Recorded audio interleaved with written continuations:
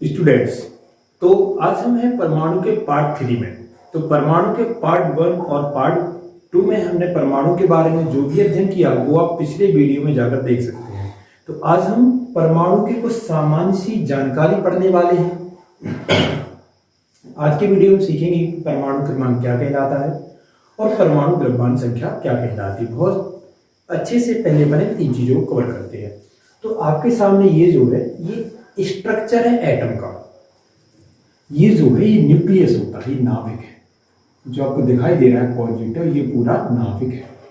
ये बहुत हार्ड होता है और ये बहुत छोटा भी होता है। अगर आप ओवरऑल परमाणु के साइज के रिस्पेक्ट में इसकी बात करेंगे तो ये बहुत छोटा भी होता है। ये नाभिक है, ये अपन ने पिछले वीडियो में भी देखा था। नाभिक में क्या होता है? नाभिक में प्रोटॉन होता है प्लस नाभिक में न्यूट्रॉन होता है। नाभिक दो चीजों से मिलकर बना है। जो परमाणु के मूल रजक कण हैं उनमें से दो से ये बना हुआ है, प्रोटॉन से न्यूट्रॉन।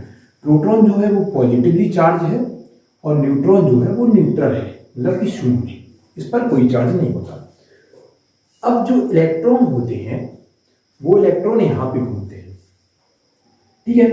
पहली कक्षा में जो पहली क्लास, इसी क्लास कक्षा बोलते हैं, तो पहली कक्षा में 2 इलेक्ट्रॉन होता है।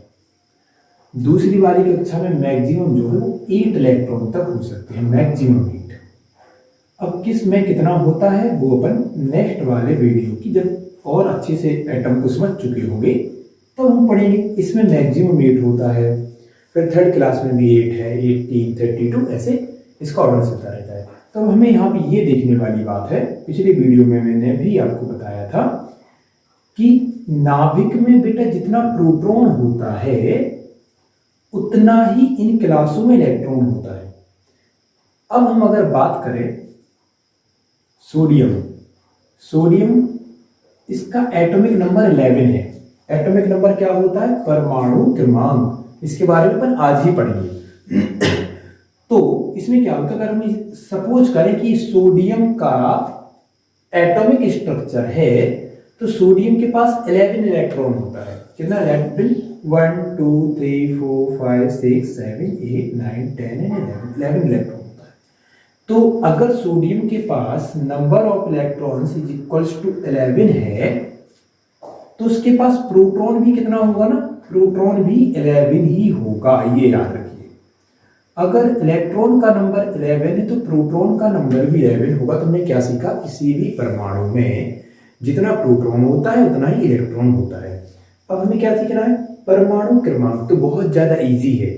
किसी भी परमाणु के न्यूक्लियस में, नाभिक में जितना प्रोटॉन का संख्या होता है उसी को उसका परमाणु क्रमांक, एटॉमिक नंबर बोला जाता है। क्या होता है?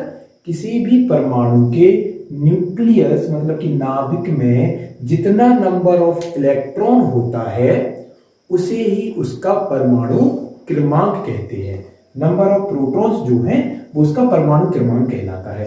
अब एक बार बताइए, नंबर ऑफ इलेक्ट्रॉन को परमाणु क्रमांक क्यों नहीं बोला गया? क्योंकि ये बोल सकते हैं कि किसी भी उदासीन परमाणु में जितने उसके नंबर ऑफ इलेक्ट्रॉन है उसे भी परमाणु क्रमांक बोल सकते हैं और प्रोटॉन के नंबर को भी बोल सकते हैं।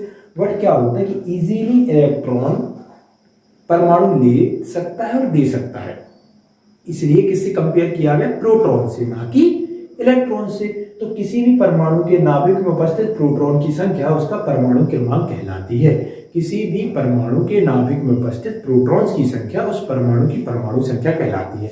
फॉर एग्जाम्पल के लिए अगर जैसे क्लोरीन है तो क्लोरीन का एटॉमिक नंबर कितना? 17 है। तो इसका मतलब क्या होगा? क्लोरीन में कितना प्रोटॉन होगा? 17 प्रोटॉन होगा। और जब 17 प्रोटॉन होगा तो इलेक्ट्रॉन भी कितना होगा? 17 होगा। अब हम आते हैं अपनी थर्ड चीज पे, परमाणु द्रव्यमान संख्या। परमाणु द्रव्यमान और परमाणु द्रव्यमान संख्या वो था दी डिफरेंट है, दोनों में अंतर होता है। तो क्या होता है वो बाद में देखेंगे। अभी हम सिखाते हैं आपको परमाणु द्रव्यमान संख्या।